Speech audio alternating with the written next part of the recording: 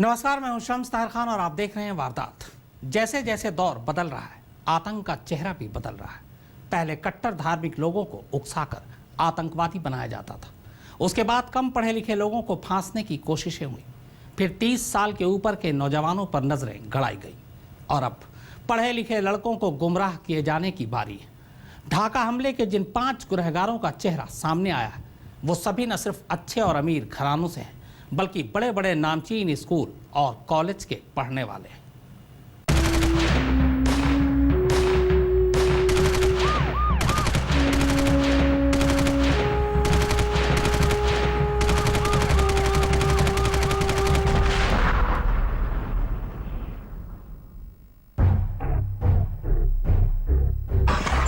निब्रस इस्लाम,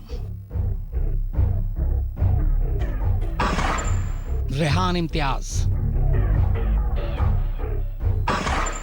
मीर समी मुबस्सिर, रिपॉन, विकास। इनकी शक्ल और इनकी उम्र पर मत जाइएगा, क्योंकि ये कोई और नहीं बल्कि ढाका के 5 गुनहगार हैं। वो 5 गुनहगार जिन्होंने ढाका के रेस्तरां में शुक्रवार की रात अंधाधुंध गोलियां बरसाकर 20 लोगों को मार डाला था।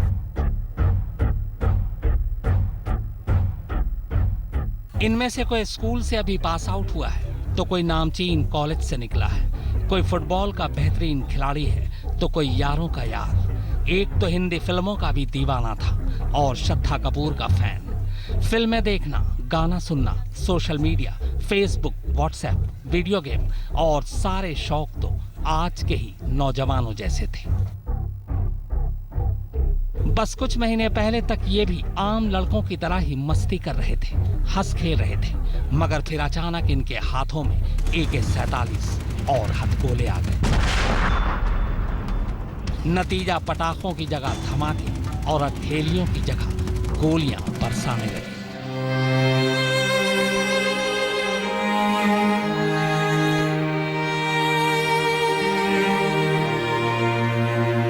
इस तस्वीर को देखिए, इसकी उम्र को देखिए, इसके रहन सहन, हंसने बोलने का तरीका देखिए। ये वो हिंदुस्तानी लड़की तारिशी है जो ढाका में आतंक की गोली का निशाना बनी।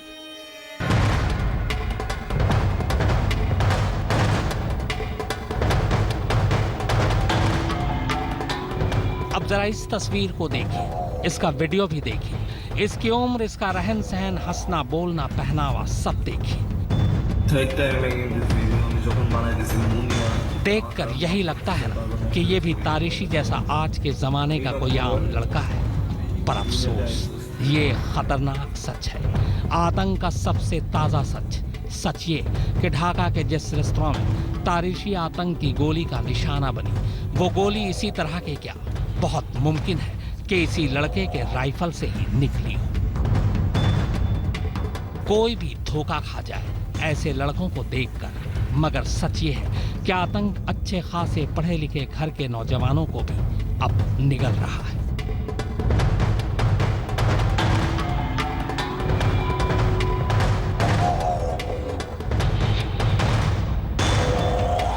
ISIS के ट्रेडमार्क झंडे के साथ इन सभी की ये तस्वीरें बहुत ज्यादा पुरानी नहीं है, बल्कि हाल की ही है, वरना इनका हुलिया पहले ऐसा नहीं था।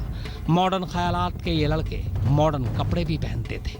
अब ऐसा भी नहीं है कि इनका ब्रेन वॉश मदरसे में हुआ हो, क्योंकि इनमें से किसी ने भी मदरसे में तालीम नहीं ली, बल्कि सभी अच्छे और प्राइवेट स्कूल कॉलेज में पढ़े। तो अब सवाल यह है कि अच्छे खासे और अमीर घरानों के ये लड़के आतंकवादी कैसे बन गए? किसने इनके हाथों से किताब लेकर बंदूकें थमा दी और किताबों के बस्ते में बारूद भर दिए? तो ये झंडा गवाह है कि ये सभी ISIS से जुड़े थे और बगदादी ही इनका लीडर था। ढाका हमले के बाद जब तक इन 5 आतंकवादियों की तस्वीरें अखबार और टीवी पर नहीं आई, तब तक इनकी पहचान तक नहीं हो पा रही थी। मगर फिर तस्वीर देखते ही खुद इनके दोस्त हैरान रह गए। 6 महीने और साल भर तक सब साथ पड़े थे। दोस्तों के साथ साथ घर वालों को भी पहली बार अखबार और टीवी से ही पता चला कि उनके घरों के चिराग आतंक का हाथ पकड़कर दूसरों के घरों का चिराग बुझाने निकल पड़े। ढाका से स्मिता शर्मा और कोलकाता से मनोज्ञा लोहिवाल के साथ आज तक ब्यूरो। ढाका हमले के जिम्मेदार आईएसआईएस समर्थक इन 5 आतंकवादियों के साथ एक खास बात जुड़ी है, और वो ये कि ये 5 इसी साल जनवरी और फरवरी के बीच अचानक अपने अपने घरों से गायब हो जाते हैं। इस दौरान पिछले 6 महीने में इनका कोई सुराग नहीं मिलता, और फिर सभी 5 एक साथ अचानक शुक्रवार की रात ढाका के रेस्तरां में पहुंचते हैं और 20 लोगों की जान ले लेते हैं। गायब होने से पहले इनमें से एक तो स्कूल के इम्तिहान की तैयारी के सिलसिले में कोचिंग से घर लौट रहा था।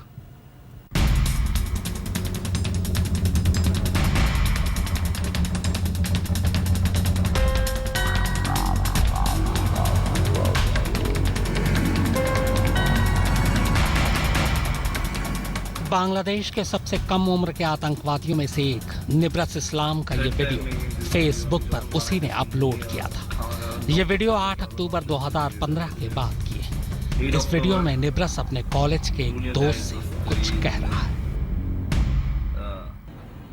Third time making this video. আমি যখন বানাইতেছি মুনিয়া খাওয়া খাওয়া নক করতেছে আর বারবার নষ্ট হচ্ছে ভিডিওটা। আচ্ছা যাই হোক 8 অক্টোবর দুনিয়াতে আইসস তো এই দিনে উইশ করি না, but may Allah bless you. আল্লাহ রহমত যাতে তোর সাথে থাকে, ভালো আসোস, মানুষটা খুব ভালো, একটু কাপজাপ কম কর, ভালোভাবে থাক, পড়াশোনা করতেছিস পড়াশোনা কর। 3 বছর হয়ে গেছে তোর সাথে একই টিমে খেলি না, মানে হ্যাঁ মিস করি না তোরে, বাট সেম টিমে খেলতে মিস করি, বা অপোজিশন আরে একই ফিল্ডে খেলা মিস করি। দেখি কত ভালো হয়েছিস, শুনছি তো অনেক ভালো হয়েছিস, আর কি বলবো। ইনশাল্লাহ দেখা হবে নেক্সট সামার, যদি তুই তাড়াতাড়ি আসস। আর কি আর দেখছিস মনে রাখছি।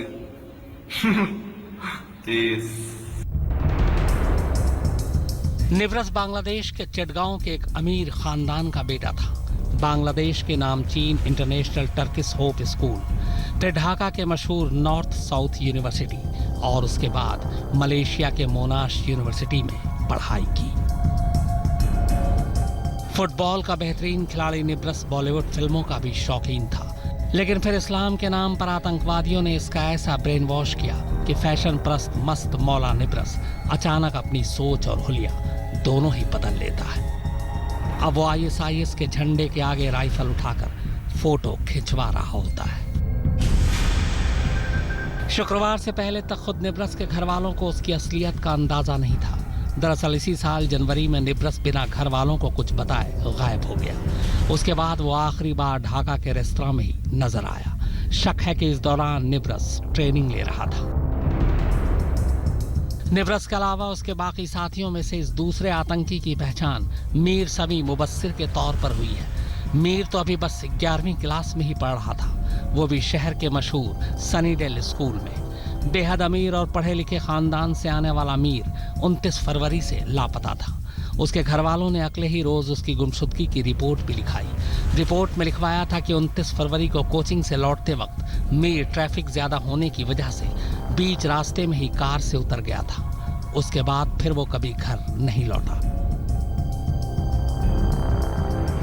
ढाका हमले के तीसरे आतंकवादी की पहचान रोहन इम्तियाज के तौर पर हुई है। इम्तियाज बांग्लादेश की अवामी लीग पार्टी के युवा और खेल सचिव इम्तियाज खान बाबुल का बेटा था। रोहन अभी कॉलेज में पढ़ रहा था। इसी साल फरवरी में रोहन भी अचानक घर से गायब हो गया और अब 6 महीने बाद ढाका के रेस्तरां में नजर आया। रिपॉन उर्फ अंदलीब अहमद ये ढाका पर हमले का चौथा आतंकवादी है। निब्रस के साथ ही यह मलेशिया के मोनाश यूनिवर्सिटी में पढ़ाई कर रहा था। यह विकास है 5वां आतंकवादी। ये भी बांग्लादेश के एक अच्छे पढ़े लिखे और अमीर घराने से है, और हैरत अंगेज तौर पर यह भी इसी साल फरवरी से ही घर से गायब है। इसके बाद आखिरी बार ये शुक्रवार को ही नजर आया। हैरानी की बात यह है कि ये पांचों ही अपने अपने घर से इसी साल जनवरी और फरवरी के बीच गायब हुए। उससे पहले ये सभी स्कूल और कॉलेजों में थे, यहाँ तक कि कोचिंग भी ले रहे थे। माना जा रहा है कि इनकी ट्रेनिंग और हमले की प्लानिंग फरवरी के बाद ही बनी है। शुरुआती तफ्तीश के मुताबिक ये पांचों ISIS से प्रभावित होकर पहले बांग्लादेश जमात इस्लामी के संगठन जमातुल मुजाहिदीन से जुड़े और फिर ISIS से। ढाका में हुए हमले में आतंकियों के चेहरे भले ही मासूम दिखते हों, लेकिन उनके पीछे छिपी हैवानियत का अंदाजा उनके चेहरे से नहीं लगाया जा सकता। जहां एक और बांग्लादेश सरकार सत्ते में है, वहीं सवाल यह भी उठता है कि आखिरकार क्या ये आतंकवाद का नया चेहरा है। ढाका से स्मिता शर्मा और कोलकाता से मनोज ग्यालोवाल के साथ आज तक ब्यूरो। एक तरफ जान लेते पढ़े लिखे ये आतंकवादी और दूसरी तरफ वो दोस्त जिन्होंने खुद की जान दे दी पर दोस्त का साथ नहीं छोड़ा। तारिशी के दोस्तों की कहानी बस इस छोटे से ब्रेक के बाद।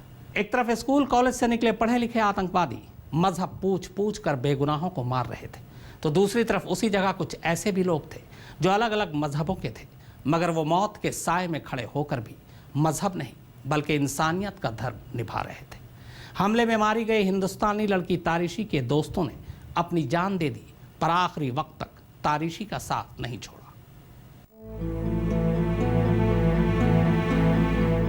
ढाका के आतंकवादी हमले में अगर दुनिया ने इंसानों की खाल ओढ़े हैवानों को देखा तो इंसान की सूरत में उन फरिश्तों को भी, जिन्होंने जान तो दे दी लेकिन दोस्ती और इंसानियत का साथ नहीं छोड़ा। हमले में मारी गई 19 साल की हिंदुस्तानी लड़की तारिशी जैन के दोस्तों की कहानी कुछ ऐसी ही है। अमेरिका से छुट्टियों में बांग्लादेश घूमने गई तारिशी उन लोगों में शामिल थी जो शुक्रवार को ढाका के होली आर्टिसन बेकरी में हुए आतंकवादी हमले का शिकार बन गई। इस रोज तारिशी अपनी दोस्त अनबिता कबीर और मोहम्मद फराज के साथ इस कैफे में डिनर के लिए गई थी। दरअसल तारिशी की स्कूली पढ़ाई ढाका में ही हुई थी और ये दोनों उसके पुराने दोस्त थे। लेकिन जब इस कैफे पर हमला हुआ तो तीनों कैफे के बाथरूम में छिप गए। हालांकि बाद में बाथरूम में छिपे इन तीनों दोस्तों पर भी आतंकवादियों की नजर पड़ गई। चूंकि आतंकवादी बांग्लादेशियों को जाने दे रहे थे, उन्होंने मोहम्मद फराज से बात की। फराज बांग्लादेशी था जबकि अनबिता अमेरिकी और तारिशी हिंदुस्तानी। इस पर आतंकवादियों ने फराज को जाने के लिए कहा, लेकिन फराज ने अपने दोस्तों को साथ लिए बगैर वहां से जाने से इनकार कर दिया।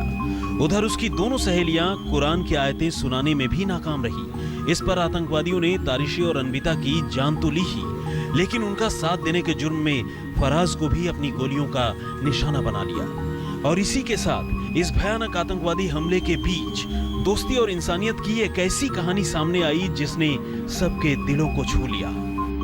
आज तक ब्यूरो। तारिशी के आखिरी सफर में हर कोई रो पड़ा। पूरी कहानी इस ब्रेक के बाद।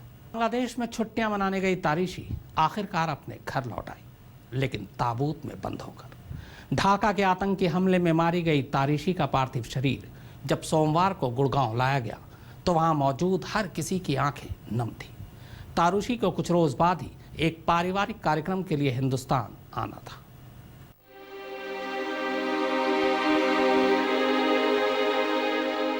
क्या सोचा था और क्या हो गया। जो हंसती मुस्कुराती तारिशी छुट्टियां बिताने के बाद ढाका से सीधे फिरोजाबाद आने वाली थी, वही तारिशी बांग्लादेश से लौटी तो जरूर, लेकिन छुट्टियां खत्म होने से पहले और कुछ इस तरह कफन में लिपटकर।